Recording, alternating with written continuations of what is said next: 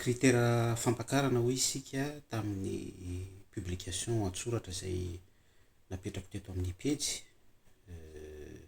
de samy namaly tao daholo isika hoe fitondratena, fahamotinana, fahamasinana, tsy fitsangajangana, tsy fiondanana ndrehaka zao tontolo zao sy ny sisa be da be, tsy misy diso avokoa izany rehetrarehetra izany.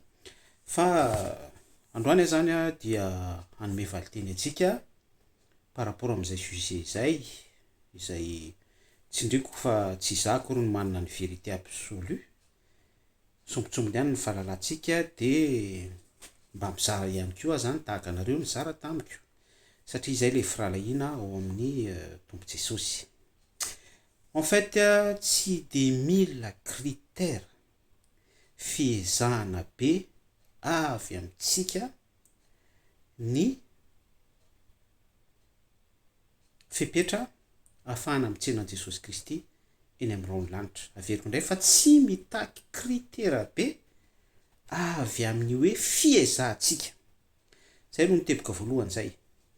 Lay resaka fahamotinana, fahamasinana, fahadiovam-po sy ny sisa rehetrarehetra zay valiteny avy aminareo no tsindriko teo hoe tsy diso, dia ireny ny antsoina hoe vokatra. Zany hoe misy fanahy tafatoetra ao anatsika miasa, de rehefa miasa le fanahy dia tonga mamokatra vokatra ny fanahy isika, de lasa tsy miadaladala amin'ny fomba fitafy, tonga motina izany, tsy tia fitsangajangana, tsy tia rehaka, tsy tia zavatra tahaka izany sy ny sisa be da be izay no tany saitsika tsiraray avy fa toetra tsy ahafahantsika mitsenany Kristy Jesosy.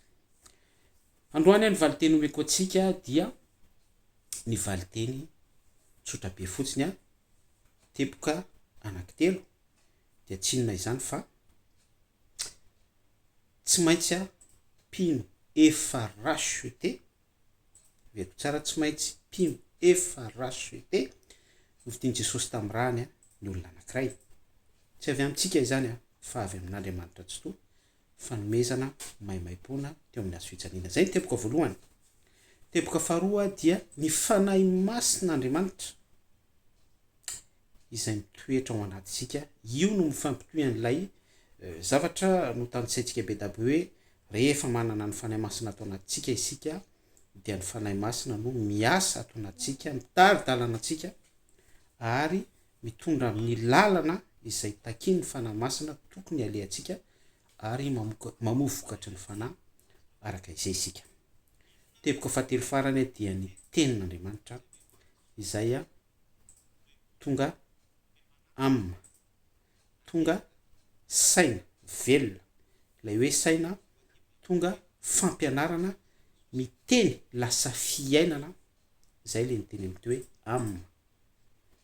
Fanahy, ilay tontolon'ny fisainana sy fieritreretana, pensée, ilay teny velona dia lasa pensée any anatitsika.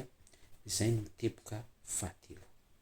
Fitiniko le izy important be mihitsy ahafahanao mitsenana Jesosy Kristy eny amin'ny rano lanitra, ny fanahy masin'Andriamanitra tsotoa mitoetra atao anatsika, efa racheté ve anao ndrany Kristy Jesosy tsy maintsy diovina amin'ny raha avokoa ny zavatra rehetrarehetra satria io raha io no mamono an'ilay péché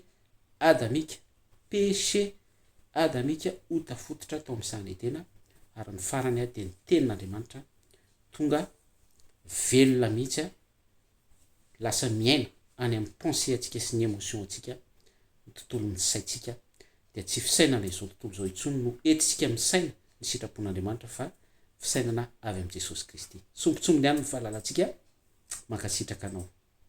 Tainy tompo.